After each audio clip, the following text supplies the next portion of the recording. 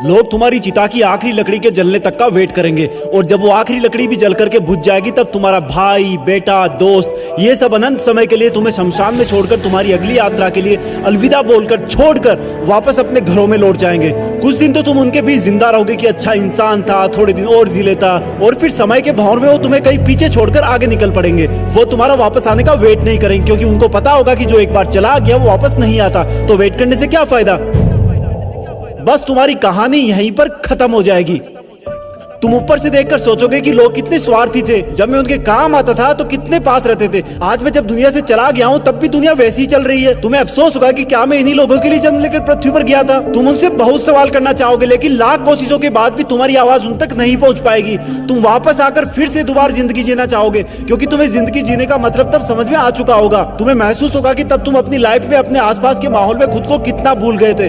तुम्हें जवाब मिल चुका होगा कि क्यों तुम अपने सपने पूरे नहीं कर पाए, क्यों तुम अपने सपनों की गाड़ी नहीं खरीद पाए, क्यों तुम अपने सपनों का घर नहीं बना पाए, क्यों तुम अपने बच्चों को अच्छी शिक्षा नहीं दे पाए, क्यों तुम अपना करोड़ों का बिजनेस खड़ा नहीं कर पाए, क्यों तुम्हारे सपने सिर्फ सपने बन के रह गए। तुम्हें सबसे बड़ी सीख ये मिल चुकी होगी कि अगर अगले जन्म में कुछ भी ना कर पाया ना तो कम से कम टाइम वेस्ट नहीं करूंगा। तुम चाहोगे कि काश 2 मिनट, सिर्फ 2 मिनट और मिल जाए तो हिस्ट्री में जाकर अपने बेटे के साथ खेल सकूं, अपनी बेटी की शादी किसी और के साथ करा सकूं, अपनी माँ से अपनी गलतियों की माफी मांग सकूं, अपने पापा के सहारे की लकड़ी की जगह अपने हाथ से सहारा दे सकूं। तब तुम्हें लगेगा कि उस वक्त मेरे पास 24 घंटे थे, 52 हफ्ते थे, कई दशक थे, लेकिन मैंने कितना टाइम वेस्ट किया। माँ जगाते जगाते थक जाती थी लेकिन तुम रात को देर तक पढ़ने के बहाने से सुबह 8 बजे तक सोते रहते थे, जबकि असलियत ये थी कि तुम चैटिंग करते रहते थे, अपनी फोटोज को एडिट करके अपने आप को स्मार्ट दिखाते थे, गंदे वीडियो देखते थे। कितना टाइम वेस्ट करते थे तुम। जब माँ का फोन आता था तो तुम अपने जवानी वाले प्यार के साथ बिजी रहते थे और जब तुम्हारी माँ सो जाती थी तब तुम फॉर्मेलिटी के लिए एक मिस कॉल छोड़ दिया करते थे ताकि तुम सुबह ये दिखावा कर सको कि तुमने इतनी रात को भी कॉल बैक किया।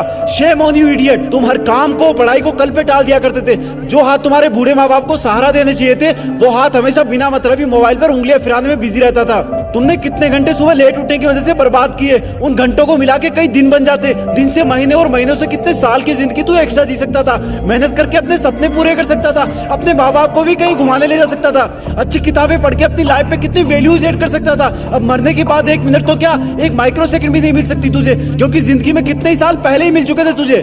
पर थैंक गॉड कि ऐसा कुछ भी नहीं हुआ। अभी तुम अभी मरे नहीं हो। थैंक गॉड कि आज तुम थैंक गॉड बोलने के लायक इस धरती पर बचे हुए हो। तुम्हारा वक्त, तुम्हारे सपने अभी पूरे नहीं हुए हैं। तुम्हारे माँ बाप, घर वाले अब भी तुम्हारे सफल होने का वेट कर रहे हैं। तुम्हारा दिल अब भी तुम्हारे सपने पूरे होने का वेट कर रहा है। थैंक गॉड कि तुम्हारे हाथ की घड़ी अब भी तुम्हें वो दिन दिखाने का वेट कर रही है जब तुम एक हीरो की तरह लोगों के सामने खड़े होगे और लोग तुम्हारी रियल कहानियां सुनकर आंसुओं से भर जाएंगे, मोटिवेट होंगे। और उन लोगों को सबसे ज्यादा अफसोस होगा जिनने तुमको कुछ साल पहले मेहनत करने वाला ढोंगी कहा था, लेकिन फिर भी तुम्हारे मन में उनके लिए 1% भी बुरी भावना नहीं होगी। ये अलार्म कल भी बजेगा। अगर तुम उठ गए तो ये तुम्हारे जिंदा रहने का सबसे पहला सबूत होगा। अगर तुम अलार्म बजने से भी पहले उठकर अलार्म को बंद करके अपने काम पर लग गए तो ये तुम्हारे सफल होने का सबसे बड़ा सबूत होगा।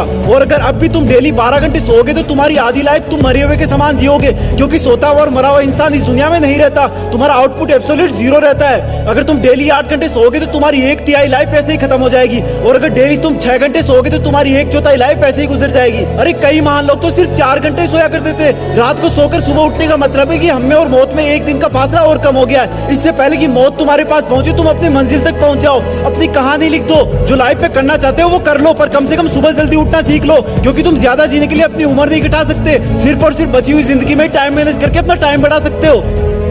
तुम्हें करना होगा, तुम कर सकते हो। You can do it, you can manage your time. तुम्हें बाद में पछताने से पहले अभी अपने टाइम को सही ढंग से यूज करना होगा। जय हिंद।